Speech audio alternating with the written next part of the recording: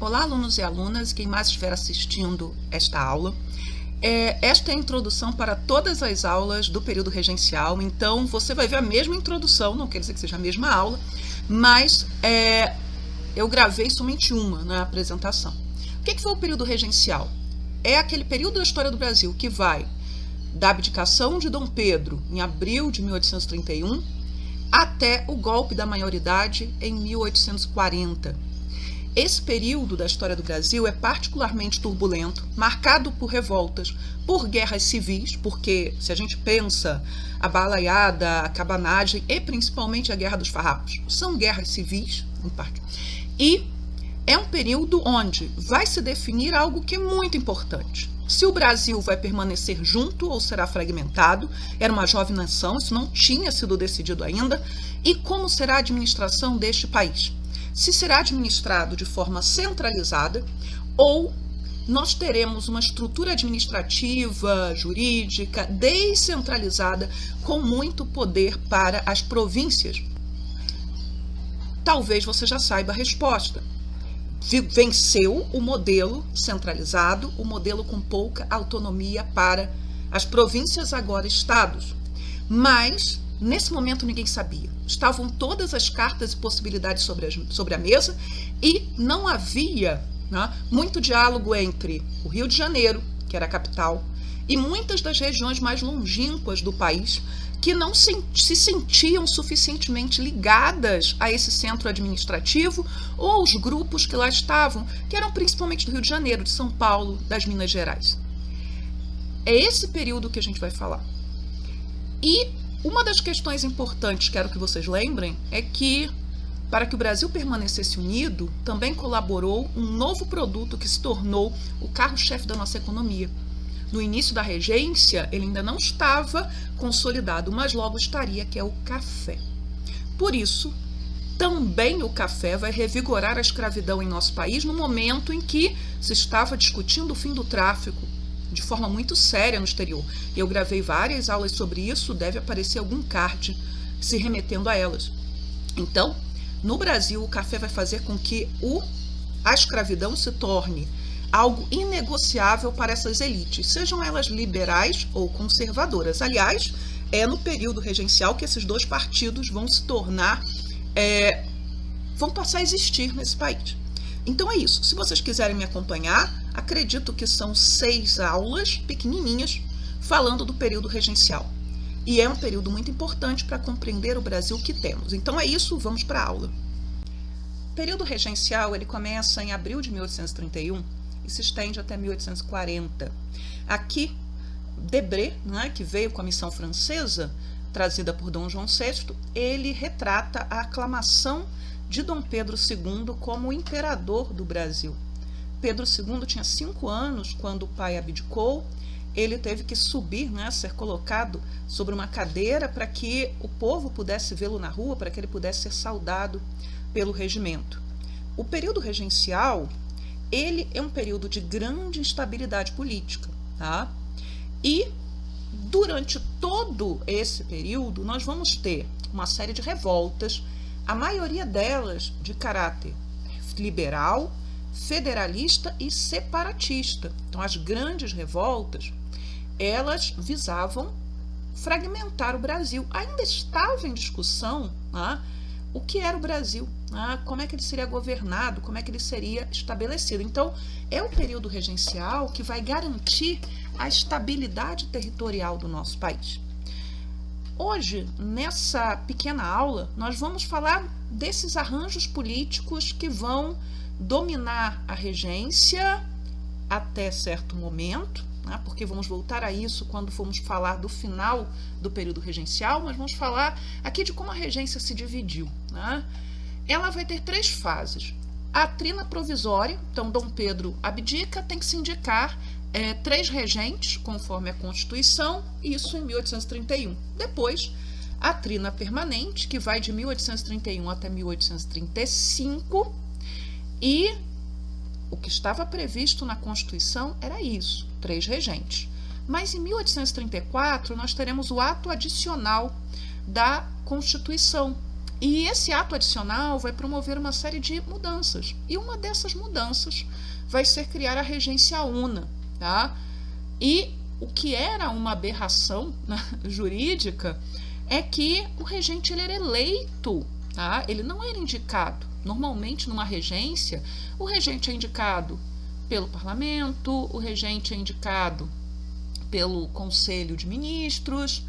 Aqui no Brasil, ele vai ser eleito, né, o que torna a regência, né, um breve período republicano dentro do Império.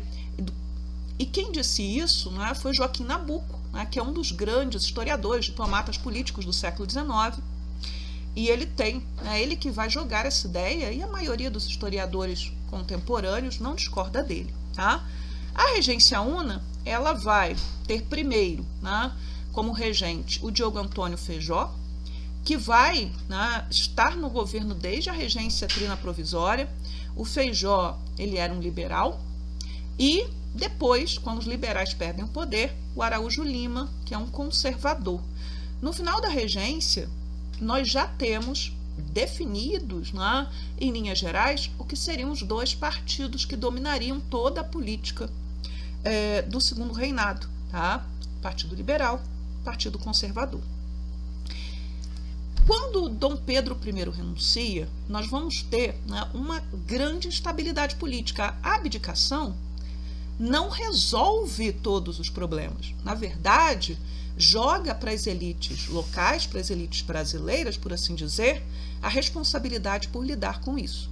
Então, logo em abril de 1831, nós vamos ter uma série de motins que exigiam, né, a exoneração de todos os funcionários portugueses. Lembrem que uma das questões do final do primeiro reinado é a xenofobia. Como ela é especificamente contra os portugueses, a gente vai chamar de lusofobia, tá? E ela não vai ser eliminada num primeiro momento, tá? O ministro da Justiça, o Diogo Antônio Feijó, ele vai tomar nas mãos essa questão, e o exército participou ativamente dos motins. Esses motins também falavam de república, tá? E aí ele vai punir o exército. Tá? Então, o exército brasileiro ele vai ter o seu efetivo de soldados diminuído de 30 mil para 10 mil homens. Mas o mais importante que Feijó vai fazer vai ser criar a Guarda Nacional. A Guarda Nacional ela é inspirada no modelo francês, ela foi criada lá durante a Revolução Francesa, e é um corpo, né, militar formado por cidadãos que são eleitores. Então, em 18 de agosto de 1831, é criada a Guarda Nacional. Durante todo o período imperial, a Guarda Nacional ela vai ser favorecida pelo governo, tá? Em detrimento do Exército. Isso vai gerar sérias tensões depois da Guerra do Paraguai, mas isso é assunto lá para frente, tá? As patentes da Guarda Nacional, as patentes de oficiais, elas eram compradas do Estado. E é com a criação da Guarda Nacional que a gente vai ter aquela coisa que vai ficar dentro, né, do imaginário político brasileiro, também dentro do vocabulário político brasileiro, que é a figura do coronel.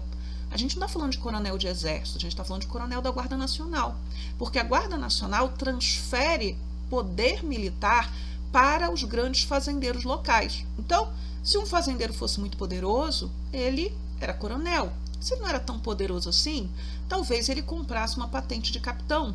Isso cria uma hierarquia local entre esses grandes senhores e reforça também rivalidades locais. Disputas de coronéis vão marcar tanto o século XIX, mas principalmente a República Velha, que começa em 1889 com a queda do Império. Para fazer parte da Guarda Nacional, você tinha, né, que ter entre 21 e 60 anos de idade e teria que ter amplos direitos políticos, ou seja, tinha que ser eleitor, tinha que ter renda, tá? Já o Exército, ele recrutava pessoas da população comum, brancos, negros, mestiços. Então, o Exército ele tinha uma extração popular, enquanto a Guarda Nacional ela era mais elitizada, mas a gente não pode esquecer que os coronéis, eles muitas vezes fraudavam documentos para que seus homens de confiança, seus jagunços, pudessem integrar a Guarda Nacional. Então, apesar das regras, essas regras poderiam ser facilmente burladas dentro das províncias, tá? Mas, de qualquer maneira, pensem aí, a Guarda Nacional ela é favorecida pelo Império, ela vai ser criada para diminuir a força do exército brasileiro e ela reforça o poder regional desses senhores locais. Ela vai estar dentro da política liberal, o Feijó é o expoente da política liberal durante a regência. A Guarda Nacional ela vai ser incorporada ao Exército em 1919, ela era chamada de Exército de Segunda Linha e ela vai ser finalmente extinta em 1822. Falemos agora de algo muito importante, porque isso aparece em concurso, tá? A Guarda Nacional aparece também, mas essa questão dos partidos, às vezes, eles são chamados em concurso. Mas vamos lá. Quando Dom Pedro I abdica, nós vamos ter 3 partidos como correntes políticas, mais do que partidos organizados, no Brasil. O Partido Liberal Moderado, então eles eram monarquistas, eles defendiam a autonomia das províncias, mas com certos limites, porque o poder central tinha que ser forte, e eles queriam um legislativo com muitos poderes. Esse pessoal saiu da corrente mais importante do Partido Brasileiro. Eles tinham o apelido de chimangos. O seu maior expoente é o padre Antônio Feijó. Quando a gente já está chegando em meados para o fim da regência, eles deixam de se chamar de liberais moderados, você tem um racha e a parte mais importante desse grupo vai passar a ser chamada de regressista. Regressista no sentido de regressar à ordem. O que é a ordem? É a ordem patriarcal, é a ordem que garante ao senhor de terras, ao senhor local, ao chefe de família, o poder sobre, né, sua mulher, seus filhos, seus escravizados, que garante seus interesses econômicos, a manutenção da escravidão, etc. Tá?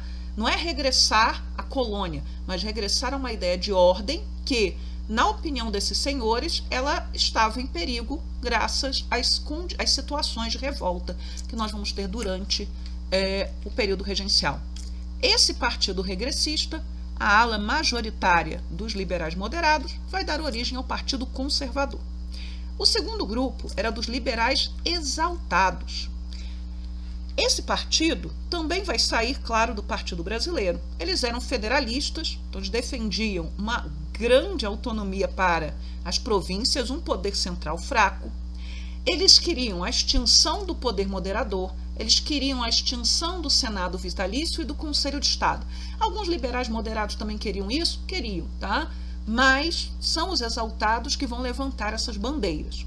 Alguns deles eram republicanos, alguns deles eram abolicionistas e criticavam muito a dependência do Brasil em relação à Inglaterra. Eles têm como apelidos jurujubas ou farroupilhas. Daí vocês já tiram essa situação da Revolução Farroupilha, da Guerra dos Farrapos, e onde esses liberais exaltados, pelo menos no Sul, irão ficar. E nós tínhamos os restauradores, tá? Eles são os herdeiros do Partido Português. Num primeiro momento, eles querem o quê? Que Brasil e Portugal sejam reunificados, que Dom Pedro I seja o imperador do Brasil. Eles eram chamados de caramurus. O José Bonifácio, e vocês talvez se lembrem que no início o José Bonifácio não queria independência, a independência vai ser vista como algo inevitável, que ele vai abraçar como um ideal. O José Bonifácio ele estava a favor, ele fazia parte dessa corrente restauradora, queria a reunificação Brasil-Portugal governado por Dom Pedro. Tá? Primeiro, os restauradores eles só vão existir até 1834, tá? Porque em 1834 Dom Pedro I morre, então não há mais motivo para falar em restaurar, não há mais o que restaurar. Tá?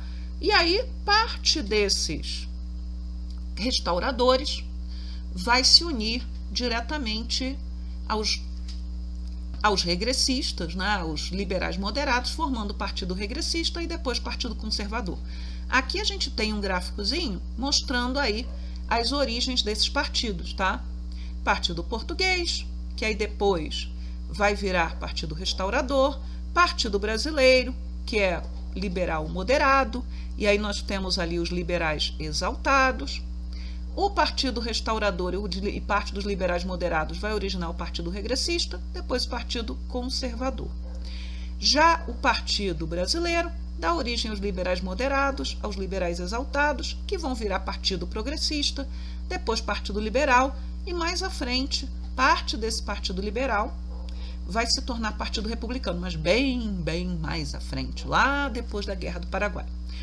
Pessoal, todos esses partidos, eles tinham jornais, tá? E esses jornais eram muito ativos durante o primeiro reinado e a regência na defesa dos seus ideais. Esses partidos também estavam ligados a organizações que eram sociedades, né? Então ali nesse quadrinho está a sociedade militar, que era ligada aos restauradores. Eles promoviam agitações, eles vão, né, ser reprimidos pelo governo, essas sociedades, né, quando elas colocavam em risco o poder da regência, isso na opinião, claro, dos regentes. Né? Nós vamos ter também, né, no caso dos liberais, a Sociedade Defensora da Liberdade e Independência Nacional. Então, essas sociedades tinham seus jornais, os partidos tinham seus jornais, e esses jornais eles vão manter essas agitações políticas, não somente no centro de comando do Império, que era o Rio de Janeiro, mas também nas províncias. E só para reforçar, a morte de Dom Pedro I, ela enterra de vez qualquer possibilidade de reunificação Brasil-Portugal. Esse assunto não vai voltar, tá? Portugal vai ter sua rainha, que é Maria II, também tendo uma regência, e o Brasil vai ter um imperador, que é Pedro II, ainda dentro, né, desse período regencial. A discussão não vai voltar. Dom Pedro I, como já foi dito, a gente já conversou, ele volta para Portugal, depois de abdicar, para lutar contra Dom Miguel, seu irmão, e garantir o trono da filha. Então, ele lá em Portugal é visto como um defensor das ideias liberais, enquanto aqui do Brasil, quando ele abdica, ele vai abdicar sendo visto como um autoritário, por conta do poder moderador, da Constituição outorgada e de outras questões, como a repressão à Confederação do Equador. Da mesma maneira que eu gravei uma introdução só, também um encerramento só. Esse encerramento vai estar em todas as aulas de período regencial. Uma aula vai falar, né, ou falou, não sei se foi a que você assistiu, dos partidos e das fases desta regência. O outro falou das primeiras reformas administrativas e das eleições. E aí nós começamos a falar das revoltas de escravizados, das 4 revoltas principais e, por fim, do golpe da maioridade. Esse é o conteúdo de período regencial, para que a gente possa entender não somente o segundo reinado, que é imediatamente posterior, que já começa ali com o golpe da maioridade de 1840, mas também para compreender o Brasil como ele é até hoje. Unido, centralizado, com pouca autonomia para as províncias. E ainda com o Sudeste como um centro forte que vai estar administrando esse país no segundo reinado, na Primeira República, e só a muito custo a gente vai tirar a capital do Rio de Janeiro para Brasília, mas ainda assim os grandes centros econômicos do país ainda estão no sul e principalmente no sudeste. Agora São Paulo, e o café se torna um produto importante, São Paulo se torna um grande centro econômico começa a se tornar durante o período regencial. Então é isso. Tchau, tchau para vocês.